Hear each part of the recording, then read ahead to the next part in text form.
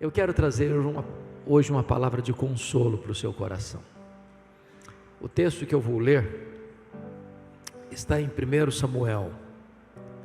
1 Samuel capítulo 1. Peço que você abra comigo nesta passagem.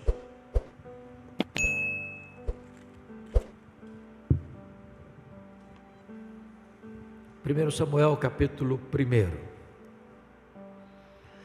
Começando com o verso 1, diz assim, eu estou seguindo a versão revista e atualizada, e diz, houve um homem de Ramataim Zofim, da região montanhosa de Efraim, cujo nome era Eucana, filho de Jeroão, filho de Eliú, filho de Tou, filho de Zufi, efraimita.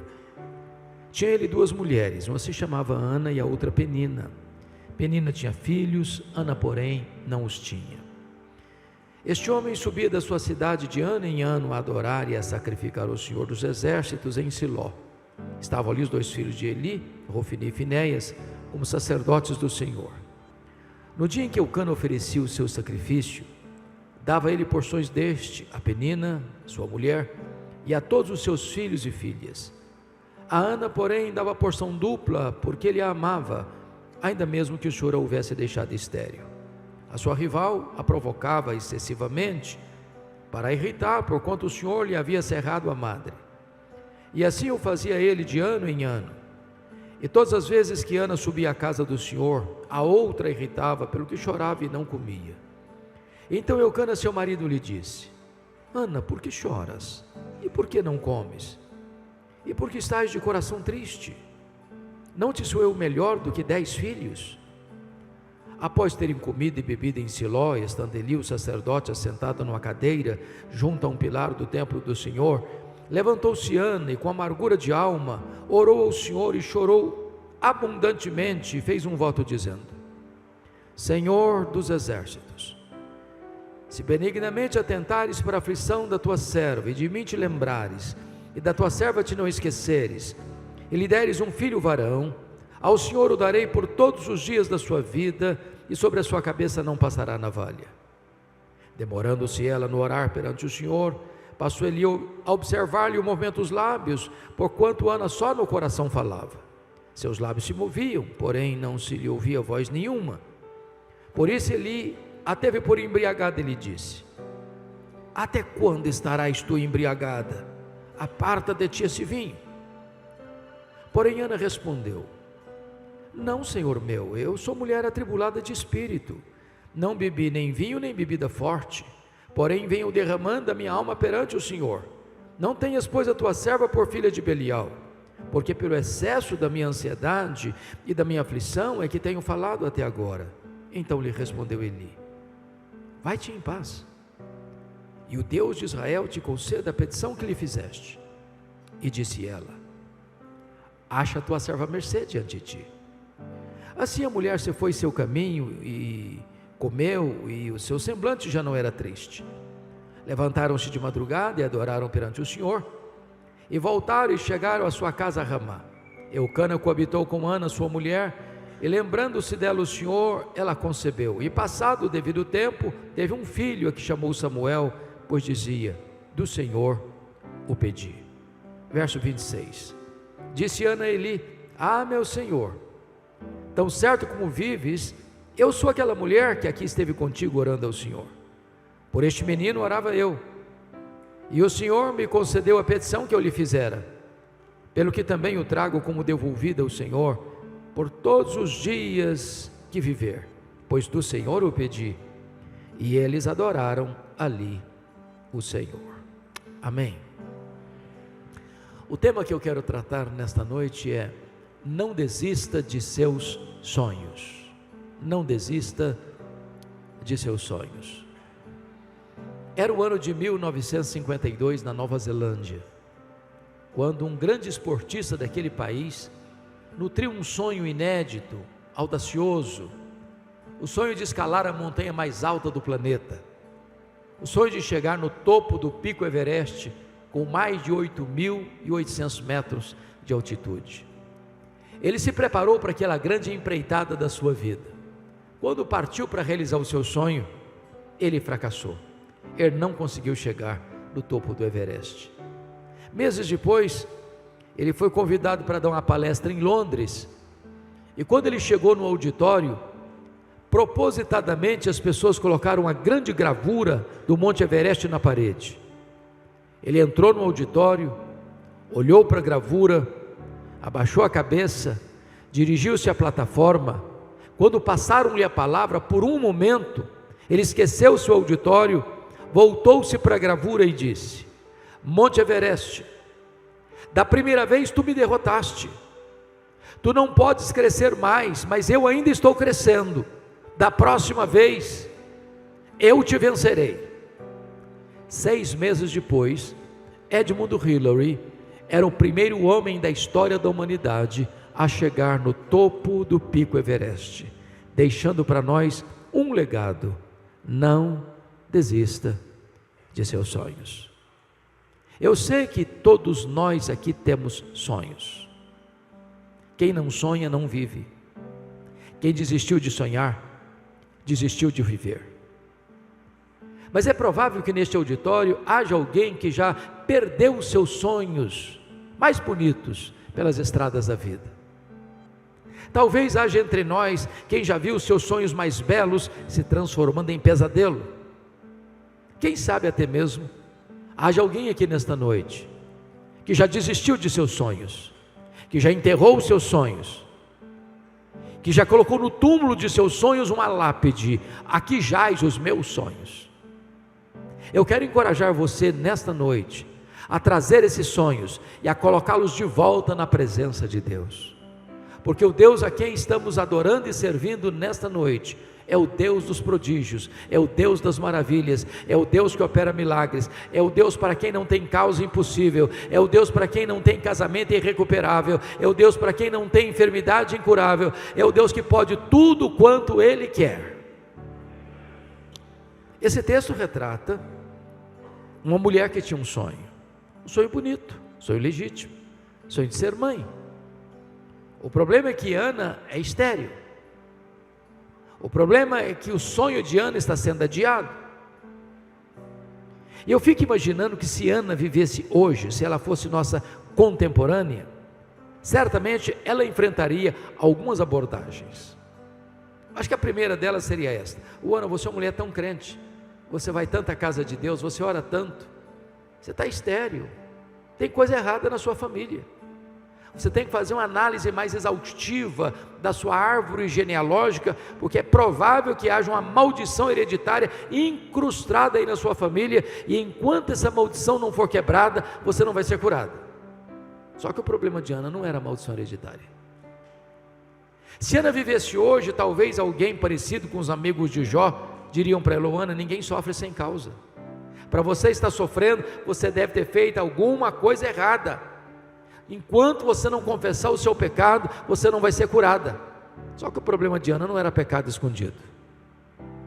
Se Ana vivesse hoje, talvez alguém mais audacioso chegaria para ela dizendo o seguinte: Ana, deve ter algum demônio da esterilidade escondido aí na sua vida. O que você precisa fazer é ir num culto de libertação. Só que o problema de Ana não era demônio. Dá uma olhadinha no versículo 5. Está escrito aí que o próprio Deus a deixou estéril. Dá uma olhadinha no verso 6. Está escrito aí que o próprio Deus cerrou a sua madre, de tal maneira que a doença de Ana não tem a ver com maldição hereditária, não tem a ver com pecado, não tem a ver com demônio. A doença de Ana tem a ver com Deus. Bom, isso parece que dá um nó na nossa cabeça, porque se Deus é bom, e Deus é, se Deus tem o melhor para nós, Ele tem. Se Deus quer o melhor para nós, Ele quer. Então, como Deus pode adiar os nossos sonhos, e os nossos sonhos mais legítimos? É sobre isso que quero conversar um pouco com vocês. Em primeiro lugar, Deus adia os nossos sonhos para nos ensinar a grande verdade de que o Deus das bênçãos é melhor do que as bênçãos de Deus. A maior necessidade nossa não é da bênção, é do abençoador. Não é da dádiva, é do doador. não é de coisas, é de Deus. Nós poderíamos ter todas as dádivas de Deus, podíamos ter saúde, família, amigos, prestígio, dinheiro, sucesso profissional, mas se nós não temos Deus, tudo isso não é capaz de preencher o vazio do nosso coração. A maior necessidade nossa, portanto, é do próprio Deus. Porque o sonho de Ana foi adiado, ela passa a buscar a Deus como nunca buscara antes. Ela passa a ter experiências com Deus como nunca tivera antes. Às vezes Deus adia os nossos sonhos, para que nós coloquemos Ele, Deus, no topo do nosso coração, da nossa vida e da nossa agenda. Segundo lugar, por que Deus adia os nossos sonhos? Deus adia os nossos sonhos para nos ensinar que tudo o que temos, tudo o que somos, veio de Deus, é de Deus e deve ser devolvido para Deus. Ana disse para Eli: por este menino orava eu, pelo que o trago como devolvido ao Senhor por todos os dias da sua vida. Notem isso, se Ana não tivesse esse entendimento, ela teria feito de Samuel um ídolo na sua vida. A vida dela estaria gravitando ao redor de Samuel. Mas porque ela entendeu que Samuel viera de Deus, que Samuel pertencia a Deus, ela não tem dificuldades de devolver Samuel para Deus. Aliás, quando ela pede um filho para Deus, ela não pede para ela: se tu me deres um filho varão, ao Senhor o darei por todos os dias da sua vida. Mesmo sabendo que Eli já era um sacerdote idoso, mesmo sabendo que os filhos de Eli, Rofini e Finéias, não eram homens fiéis a Deus, ela não titubeia, ela não retrocede, ela não recua, e ela cumpre o seu compromisso com Deus e consagra o seu filho para Deus. Entendamos isso. Às vezes nós pedimos para Deus uma bênção e Deus não-la concede, e aí nós transformamos a bênção num ídolo. Nós substituímos o doador pela dádiva, o abençoador pela bênção. Por exemplo, pedimos para Deus prosperidade, e Deus dá prosperidade. A Bíblia diz que a bênção do Senhor enriquece e com ela não tem desgosto. A Bíblia diz: riquezas e glórias vêm de ti. É Deus quem fortalece as nossas mãos para adquirirmos riquezas. Aí a pessoa começa a prosperar. Todo ano acrescenta mais um item no seu imposto de renda, mais um carro, mais um sítio, mais um lote, mais um apartamento, mais uma casa, mais um investimento, mais dinheiro no banco. Aí a pessoa já não tem tempo mais para Deus. Ela não pode vir numa reunião de oração da igreja mais, ela não pode frequentar um pequeno grupo mais, ela não pode vir numa vigília de oração mais, porque ela está tão ocupada cuidando das bênçãos de Deus, que ela não tem tempo mais para Deus. Ela substituiu o Criador pela criatura, o doador pela dádiva, o abençoador pela bênção. Meus amados, precisamos entender que tudo que nós temos e tudo que nós somos veio de Deus, é de Deus e deve ser devolvido para Deus. A vida que temos é de Deus, a família que temos é de Deus, a casa que moramos é de Deus, o carro que andamos é de Deus, a saúde que temos é de Deus, o trabalho que temos veio de Deus, tudo veio de Deus. Então devolva para Deus o melhor daquilo que Deus lhe tem dado. Põe o seu Samuel no altar de Deus. Terceiro lugar, por que Deus adia os nossos sonhos? Deus adia os nossos sonhos para nos ensinar que os seus planos são maiores e são melhores do que os nossos melhores sonhos. Qual era o sonho de Ana? Apenas ser mãe. Qual era o projeto de Deus para Ana? É que ela fosse mãe do maior profeta, do maior sacerdote, do maior juiz de Israel, do homem que haveria de trazer de volta a nação apóstata para a presença de Deus. Às vezes você endereça a Deus um pedido e Deus olha para você e diz: ah, meu filho, ah, minha filha, eu não vou atender não, você está pedindo um pouco demais, seu pedido é acanhado demais, eu tenho coisa melhor para você. Estou preparando algo muito maior para você. Os pensamentos de Deus são mais altos do que os nossos pensamentos. Os planos de Deus são mais elevados que os nossos planos. Eu fico olhando para a Bíblia e observando a história de José. O José estava na prisão. E ele pediu ao copeiro do faraó para lembrar-se dele quando saísse da prisão. E o copeiro do faraó esqueceu-se de José. E ele passou mais 2 anos mofando na cadeia. E você pergunta, mas onde está Deus? Que deixa um filho seu inocente padecer numa prisão. Por que Deus não tirou José da prisão quando ele queria sair da prisão? Se José tivesse saído da prisão quando ele queria sair de lá, o máximo que ele teria sido era um bom lavador de copos no palácio do faraó. Deus o deixou mais 2 anos na prisão, porque nesse tempo Deus estava construindo a rampa do palácio para ele sair da prisão e ser o governador do Egito. Quando Deus parece demorar, não é porque Ele está longe, não é porque Ele está indiferente, é porque Ele está preparando algo maior e melhor para a nossa vida, porque não há Deus como o nosso que trabalha para aqueles que nele esperam. 4º lugar, por que Deus adia os nossos sonhos? Deus adia os nossos sonhos porque Ele é Deus, livre e soberano, que faz todas as coisas conforme o conselho da sua vontade. Confira comigo o capítulo 2, versos 6 a 8, no Cântico de Ana. Ela diz assim: o Senhor é o que tira a vida e a dá, faz descer à sepultura e faz subir. O Senhor empobrece e enriquece, abaixa e também exalta. Levanta o pobre do pó e desde o monturo exalta o necessitado, para o fazer assentar-se entre príncipes. Pelas minhas andanças por esse Brasil, vejo às vezes algumas coisas, pastor Júlio, que me incomodam muito.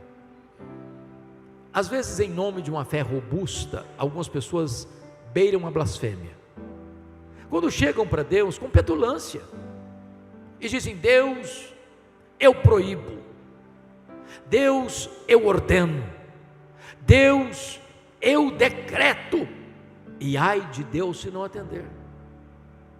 Até parece que essas pessoas estão assentadas num alto e sublime trono, e Deus está no escabelo de seus pés. Mas que tolice, que meninice espiritual. O nosso Deus está no trono, Ele tem as rédeas da história em suas mãos. Ele quem dá vida, Ele quem tira a vida, Ele quem exalta, Ele quem rebaixa, Ele quem põe no trono, Ele quem tira do trono, Ele quem pega o pobre e do monturo e o faz assentar-se entre príncipes. Ele não pode ser colocado contra a parede, Ele não pode ser pressionado, Ele não está acuado, Ele é soberano, Ele é livre, Ele é o todo-poderoso Deus, que faz todas as coisas conforme o conselho da sua vontade, e não precisa pedir licença para fazer. Por outro lado, há aqueles que, em nome de uma ortodoxia, caminham para o erro, ao afirmar que não, o tempo dos milagres ficou lá no período dos apóstolos, hoje não tem mais. Mas o Deus a quem servimos não se aposentou, Ele não vestiu um pijama, Ele não está numa cadeira de balanço, Ele não está senil, Ele é o mesmo ontem, hoje, para sempre o mesmo. Ele tem o mesmo poder, Ele age quando Ele quer, em quem Ele quer, da forma que Ele quer, para o louvor da sua própria glória, e não precisa pedir licença para nós. Ele é soberano. Eu fico olhando Ana, como mulher crente que era, certamente também esclarecida. Então Ana deve ter buscado todos os recursos da medicina para cuidar da sua saúde. Não é pecado você procurar os recursos da medicina, porque toda ciência é ciência de Deus, todo conhecimento é conhecimento de Deus, tudo procede de Deus. Deus cura com os meios, Deus cura sem os meios, Deus cura apesar dos meios, mas porque quem cura é Ele. Então eu fico imaginando que toda mulher, sem exceção, gosta de andar com a bolsa do lado, às vezes até mais do que uma. eu fico pensando que Ana devia carregar nesta bolsa os últimos exames da junta médica de Ramá, dizendo para ela: não tem jeito, não tem cura, não tem solução. Mas Ana entendia outra coisa: se Deus quiser, tem jeito, porque a última palavra não é da ciência, a última palavra não é da medicina, a última palavra é do Deus vivo. Se Ele quiser, tem jeito. É por isso que Ana ora, é por isso que Ana chora, é por isso que Ana jejua, é por isso que Ana insiste, é por isso que ela bate a porta da graça, é por isso que ela não desiste de esperar um milagre. Deus opera maravilhas ainda hoje. Eu estava fazendo uma visita há muitos anos lá em Vitória, no hospital. Quando eu chego na porta do hospital, tinham 3 pessoas na porta, 3 mulheres, e uma jovem, dentre elas, uma das 3 pessoas era uma jovem de 17 anos. Essa menina estava num estado avançado, num tratamento de câncer, com muitas metástases pelo seu corpo. E o médico que cuidava dela lá na nossa cidade do interior, disse para ela: minha filha, aqui não tem CTI, como não tem até hoje, e você precisa de um CTI para continuar o tratamento. Aqui nós esgotamos todos os recursos. Só que ela não tinha plano de saúde e não tinha vaga no CTI. Eu era amigo do diretor do hospital, fui conversar com ele. E ele me disse: pastor, não funciona assim. Não tem vaga. Eu não posso tirar um paciente para botar outro. Hoje eu não posso recebê-la. Fiquei um pouco frustrado. Voltei para a porta do hospital e fiz o que eu não tenho o hábito de fazer. Não me lembro se fiz isso novamente, mas naquele dia eu fui inclinado a fazer isso. Eu disse: filha, aqui não tem vaga para você, mas nós podemos fazer algo melhor do que encontrar uma vaga num CTI. Nós podemos pedir a Deus para curar você nesse momento. Eu impus as mãos sobre ela e pedi para que Jesus a curasse. Quando eu terminei de orar, aproxima-se um rapaz que também conhecia aquela moça, era também da minha cidade. Disse: eu conheço você, e você tem um primo que é médico numa outra cidade do município, numa outra cidade do estado, e lá tem CTI. Então vamos ligar para lá agora. Peguei o telefone, liguei, ele atendeu. Falou: pode trazer minha prima para cá, aqui tem CTI, aqui tem vaga, traga todos os exames que eu quero olhar. Ela foi 190 quilômetros.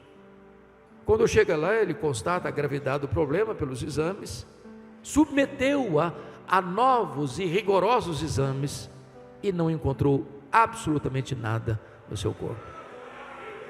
Aquela moça voltou para sua casa naquele mesmo dia. Todos os anos eu prego lá na minha igreja, na minha cidade, período de Natal e Ano Novo. O ano passado, pregando lá, terminado o culto, fomos tirar algumas fotos com algumas pessoas. Aproxima-se uma jovem senhora, bonita inclusive, dos seus 37, 38 anos, e fez-me uma pergunta que nunca se deve fazer a um pastor. E a pergunta é esta: o senhor se lembra de mim? Nunca faça essa pergunta a um pastor, porque vai constrangê-lo. Eu olhei para ela, tornei a olhar, e disse: a senhora me perdoe, mas eu não estou lembrando da senhora não. Ela me respondeu: eu sou aquela moça que o senhor orou há 20 anos, lá na porta do hospital. Jesus me curou naquele dia, e nunca mais eu tive qualquer sintoma da doença. Jesus me curou. O que eu estou lhe dizendo é que se Jesus quiser, tem jeito. Não estou falando que todas as pessoas pelas quais eu, você, ou o pastor Júlio, ou qualquer de nós aqui vai orar e que vai ser curado, não estou afirmando isso. O que eu estou afirmando é que se Deus quiser, tem jeito. Então não desista de seus sonhos, lute por eles, ore por eles, chore por eles, jejue por eles. Não desista de ver Deus fazendo algo extraordinário na sua vida. Mas agora,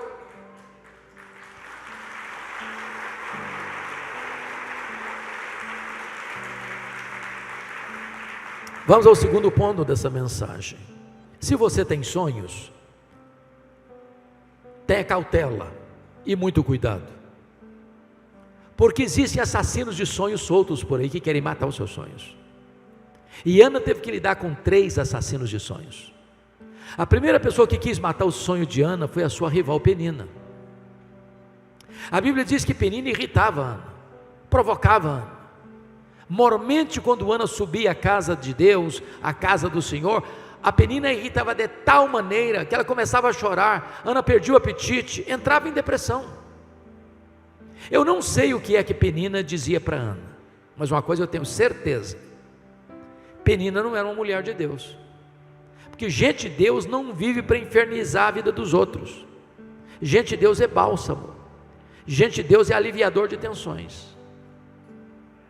Mas à luz do versículo 6, eu acho que a Penina dizia mais ou menos o seguinte para Ana: Ana, você é uma mulher tão crente, você vai tanto à casa de Deus, você ora tanto, você chora tanto, está aí estéril. Eu não sou crente igual você, eu não frequento a igreja igual você, eu não oro igual você, aí estou cheio de filhos e filhas. Se esse negócio de orar funcionasse, você não estava nessa. Tem muita gente assassina de sonhos dizendo para você: é isso aí, você está doente, você não ora, você não é crente, você não é dizimista, está passando uma magrela aí, está passando um aperto aí, esse negócio de orar vai nada, não funciona não. Quer plantar na sua mente a dúvida, dizendo que se você é crente, você não pode ficar doente, você não pode ficar desempregado, você não pode ter crise financeira, você não pode passar por problema. Jesus nunca prometeu, nem para você e para mim, que nós não teríamos aflições neste mundo. O que Ele prometeu é estar conosco todos os dias, até a consumação dos séculos. A segunda pessoa que quis matar os sonhos de Ana foi o sacerdote Eli. Todo ano, Ana subia a Siló. Não consta o texto que nenhuma dessas idas, nem Eli, nem Rofini, nem Finéias, olhasse para Ana, conversasse com Ana, orasse com Ana, orasse por Ana, chorasse com Ana. A primeira vez que o sacerdote dirigiu a palavra para Ana, foi para sacar contra ela um pesado libelo acusatório, chamando-a de filha do demônio, filha de Belial, de bêbada e embriagada, dentro da casa de Deus. Eu acho até mesmo que se a Ana fosse da igreja Nova Batista, ela ia sair da igreja. Eu acho que ela faria até um pouco mais. Eu acho que ela ia fazer uma campanha para tirar o pastor Eli da igreja. Por muito menos as pessoas fazem isso hoje. Você conhece crente cristal? Porcelana? Qualquer coisinha se milindra, qualquer coisa, então eu nunca mais volto nessa igreja. Ana era uma mulher madura, uma mulher que tinha tutano espiritual. Ela disse: não, meu senhor, não estou bêbada não, eu sou uma mulher atribulada de espírito, o que eu estou fazendo é derramando a minha alma perante o meu Deus. Mas havia um terceiro assassino de sonho na vida de Ana: Eucana, seu marido. Pasmem vocês, Eucana era um maridão, era um homem presente, um homem amoroso, um homem provedor.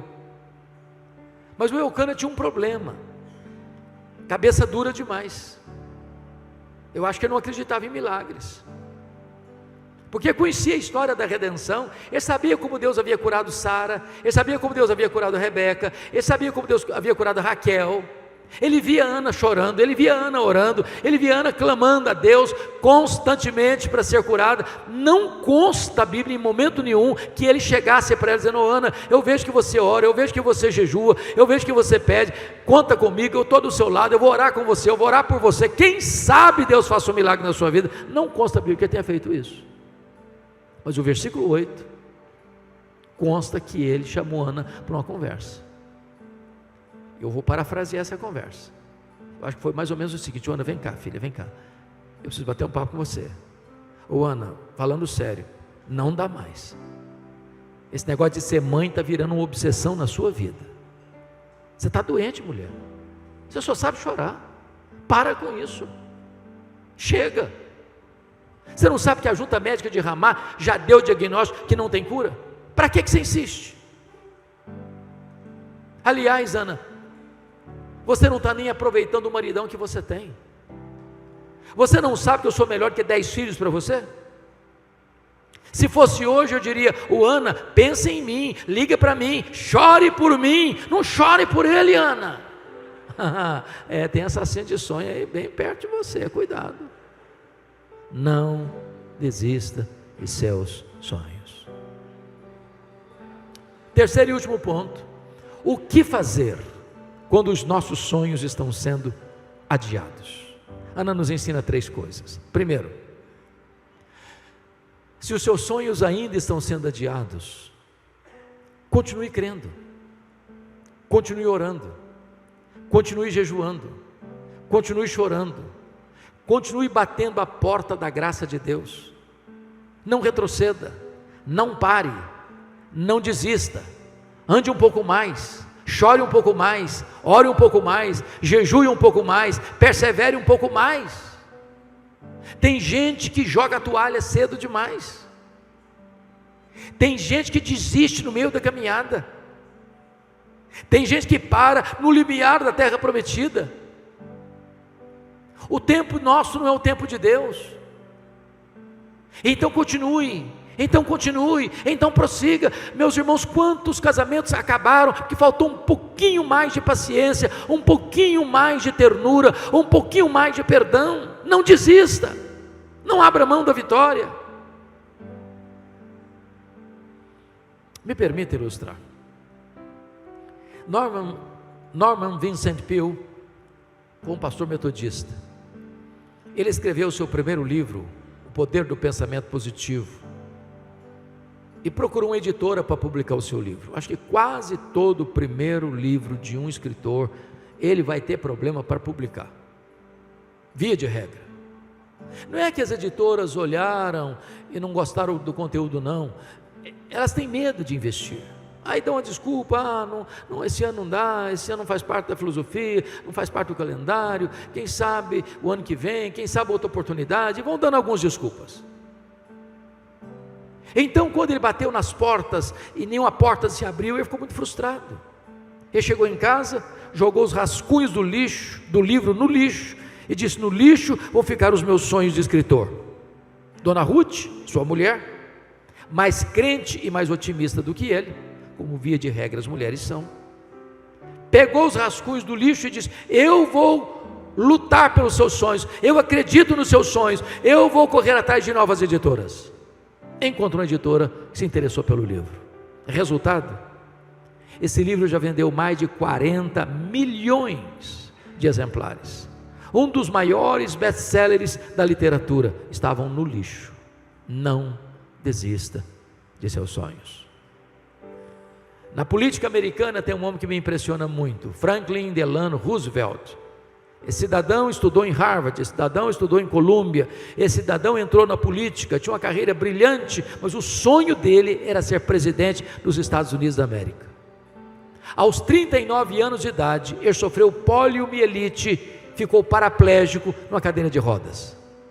Alguém se aproxima dele e diz: numa cadeira de rodas você nunca será presidente dos Estados Unidos da América. Ele respondeu: pois eu nunca vou desistir. Foi o único homem até hoje na história americana que foi eleito e reeleito presidente dos Estados Unidos da América 4 vezes consecutivas numa cadeira de rodas. Não desista de seus sonhos. A segunda coisa que Ana fez quando o seu sonho foi adiado é que ela creu na promessa da palavra de Deus, conforme o versículo 17. Isso me impressiona, pastor Júlio, porque o sacerdote ali acabara de falar uma tolice para Ana, chamando-a de bêbada, dentro da igreja. Essa palavra Ana não hospedou no coração. Eu já vi tantas vezes nos meus 43 anos de ministério, quanta gente doente emocionalmente, porque um dia escuta uma palavra envenenada do pai, da mãe, do marido, da esposa, do patrão, e aquilo adoeceu a alma. Me permita dizer uma coisa: se alguém proferir uma palavra envenenada para azedar a sua vida, não acolha essa palavra. Você não é o que as pessoas dizem que você é. Você nem mesmo é quem você pensa que você é quem Deus diz que você é. Mas agora esse homem abre a boca, e ele é um profeta de Deus, quando diz para Ana: vai em paz para a tua casa, e o Deus de Israel te conceda a petição que lhe fizeste. Essa palavra é boa, essa palavra ela acolheu no coração, e essa palavra trouxe 2 curas para Ana. Lá em Siló, Deus curou a sua alma, Deus curou as suas emoções, que quando ela saiu de lá, o rosto dela resplandecia, a Shekinah de Deus estava no rosto dela, havia um semblante novo na vida dela, a tristeza tinha ficado para trás, ela tomou posse da promessa da palavra de Deus. Mas diz o texto, que ela desceu para Ramá com seu marido, coabitou com seu marido, Deus se lembrou dela, ela concebeu, ela deu à luz a um filho, a quem pôs o nome de Samuel. Então lá em Siló, Deus curou a sua alma, lá em Ramá, Deus curou o seu ventre. Lá em Siló, ela creu, lá em Ramá, o milagre aconteceu. Lá em Siló, ela tomou posse da promessa, lá em Ramá, o milagre tornou-se realidade na sua vida. Agora, notinha de rodapé. O que Ana fazia? Constantemente, chorava. Humanamente falando, um homem não é atraído por uma mulher não atrai o seu marido com o rosto coberto de lágrimas. Ela quer ser mãe, mas ela não consegue sequer atrair o próprio marido. Eu fico imaginando, brincando um pouco com vocês, que quando Ana saiu de Siló, rosto brilhando, eu acho que ela passou os melhores cosméticos, botou o melhor perfume, colocou a melhor roupa, e o Eucana disse: uau, vai ter avivamento lá em casa hoje?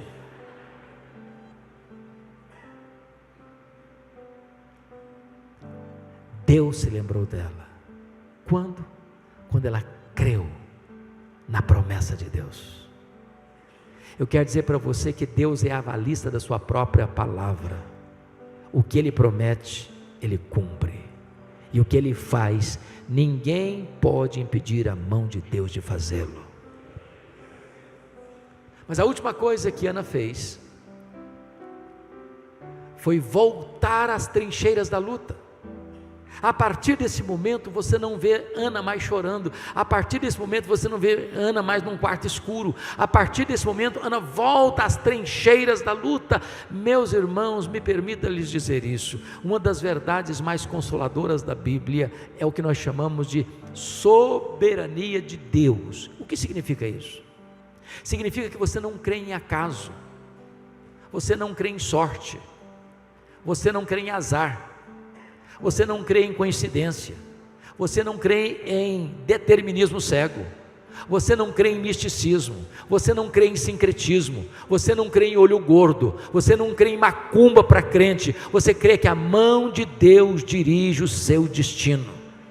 Você crê que Deus não é surpreendido pelo seu problema, Deus não foi pego de surpresa porque você está passando por uma luta, Deus não é desconhecedor do vale que você atravessa. Tudo que acontece com você é porque Deus sabe, é porque Deus permite e é porque Deus tem um propósito. Se você está passando por uma luta, saiba disso, essa tempestade não está vindo para destruir você, mas para tonificar as musculaturas da sua alma. Deus está preparando você para uma vitória maior, para uma bênção mais esplêndida, para uma experiência mais profunda com Ele. É por isso que crente tem que ser animado, sabia? Tem que ser animado. O crente é aquele que pode dizer assim: este é o dia que o Senhor fez, alegremo-nos e regozijemo-nos nele. Há um escritor que, não obstante não ser evangélico, eu gosto de ler.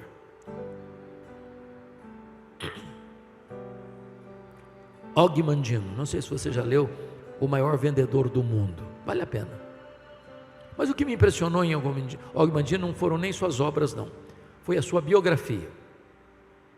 Aos 35 anos ele estava falido, bêbado, caído numa sarjeta, abandonado pela mulher, pensando em suicídio. 10 anos depois, aos 45 anos, Ele estava no topo da fama mundial, escrevendo livros lidos e traduzidos no mundo inteiro, encorajando as pessoas a viverem com otimismo. Eu fico pensando, se um cara que nem crente consegue viver com otimismo, e você, que é filho de Deus, que tem seu nome escrito no livro da vida, que foi selado com o Espírito Santo, que está aguardando a gloriosa volta do Senhor Jesus, você tem que ser animado, meu irmão. Para de reclamar da vida. Mas o Og Mandino, no seu livro autobiográfico, dá uma boa dica para você começar o seu dia animado. E é muito simples a dica dele. Você quer começar o seu dia animado? Diz ele, faz o seguinte, naquela época, hoje não dá mais, compre o melhor jornal da sociedade, porque hoje não comprou mais jornal, não é verdade? Você tem tudo aí no seu smartphone, mas então abra o seu smartphone, no melhor jornal, eu não sei se é Folha, se é Estadão, da sua preferência. Agora, você não é tão corajoso, audacioso, a ponto de querer começar o seu dia lendo as páginas políticas. Você vai ficar depressivo, você vai ficar com raiva, você vai perder seu dia, então pula logo essa página. Claro, você também não é tão corajoso a ponto de querer começar o seu dia lendo as páginas econômicas, porque a coisa está feia para o nosso lado. A taxa de juros está 15% ao ano, a economia está derretendo, e você vai ficar em pânico, então pula também a página econômica. Bom, é claro que você também não é tão corajoso assim para que começar o seu dia lendo as páginas policiais, você vai ficar com medo até de sair de casa, então pula essa página também. Bom, claro, você também não vai querer começar o seu dia lendo as páginas esportivas. De repente você é corintiano, não conseguiu ir para a Copa, está passando uma crise madonha, e aí você vai ficar triste, deprimido, então pula também essa página. Você quer começar o seu dia animado mesmo? Diz ele, começa lendo a página do obituário, a lista das pessoas que morreram. Só um detalhe, você tem que ler tudo. Tudo. Lê nome grande não, porque tudo. Quando você terminar essa leitura, você vai descobrir algo fantástico. Você vai descobrir que o seu nome não está nessa lista. Você vai descobrir que as pessoas que estão nessa lista dariam tudo para estar no seu lugar. Você vai descobrir que você está vivo, e se você está vivo, um milagre de Deus pode acontecer na sua vida hoje. Não desista de seus sonhos.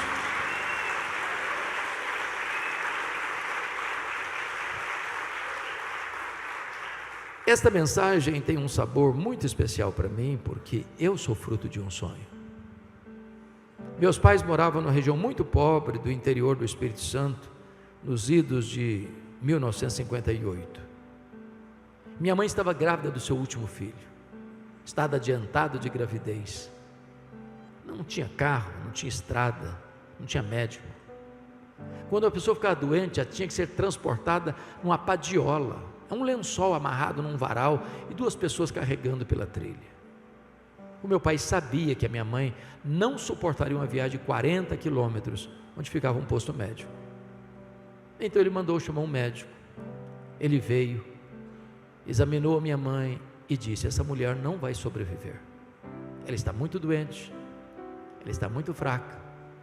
O bebê que está no ventre dela tem agonia de morte. E a única chance de salvar a mãe é sacrificar a criança. Se não sacrificar a criança, a mãe morre junto com a criança. Naquele impasse, a minha mãe tomou outra decisão e disse: eu não desisto desse filho, eu não abro mão desse filho, eu estou pronto a morrer com ele, a morrer por ele, mas eu não desisto dele. E ela fez um voto para Deus, diz: meu Deus, se tu poupares a minha vida, se tu poupares o meu filho, eu consagro este filho para ti, para que ele seja um pastor, um pregador do Evangelho. Deus ouviu a oração da minha mãe e eu nasci na roça. Fui calçar o meu primeiro par de sapatos com 8 anos de idade, com as mãos calejadas. Onde eu morava não tinha escola, não sei, escola primária. Nunca ninguém tinha saído ali para fazer além de 4ª série primária. Com 8 anos eu entrei na escola. Com 12 anos já tinha terminado os meus estudos. De forma incompreensível até, eu sempre tive uma sede imensa de aprender. Na minha casa não tinha livros, tinha um dicionário velho, rasgado. E com 10 anos de idade eu começo a decorar as principais palavras daquele dicionário. Por providência divina, a professora que me alfabetizou estava se mudando para Vitória. Sabendo do meu sonho de estudar, ela me perguntou: você tem coragem de vir comigo? E eu, que nunca tinha dormido uma noite fora de casa, respondi para ela: se os meus pais deixarem, eu vou. Com 12 anos eu nunca tinha visto um aparelho de televisão. Com 12 anos eu nunca tinha entrado numa cidade. Com 12 anos eu subi na carroceria de um caminhão e fui parar no pior bairro da Grande Vitória, dentro de um mangue, do lado de um prostíbulo, um barraco de tábuas de 4 cômodos, com 10 pessoas. Um dos meus últimos livros eu dediquei a essa professora, e até hoje eu não consigo entender como é que ela me levou para a casa dela. Ela tinha 1000 motivos para não botar mais ninguém na sua casa, tão pequena. Mas foram tempos dificílimos. Muitas vezes eu namorei um pão de sal na vitrine de um botequim, com muita fome, e não tinha dinheiro para comprar um pão de sal para comer. Muitas vezes procurei açúcar, farinha para comer, não tinha açúcar ou farinha para comer, e eu chorava muito. Mas eu tinha um sonho, eu queria lutar por ele. Mas pasmem vocês, o meu sonho era ser político e advogado. Naquela época as eleições eram realizadas nos palanques, as campanhas eram nos palanques em praça pública. Enquanto o último orador não descia do palanque, as luzes não apagavam, eu não ia embora.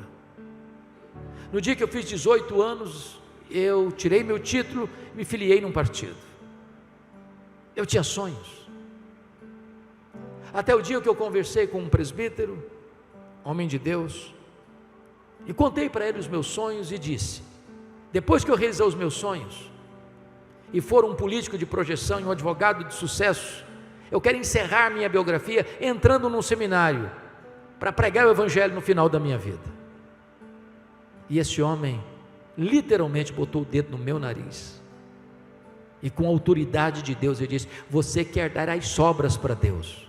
Deus quer você agora, Deus quer você na sua juventude, Deus quer a sua força e a sua inteligência hoje.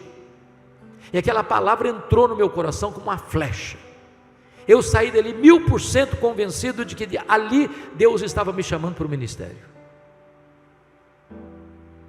Se eu tivesse 10 vidas, eu queria ser pastor nas 10.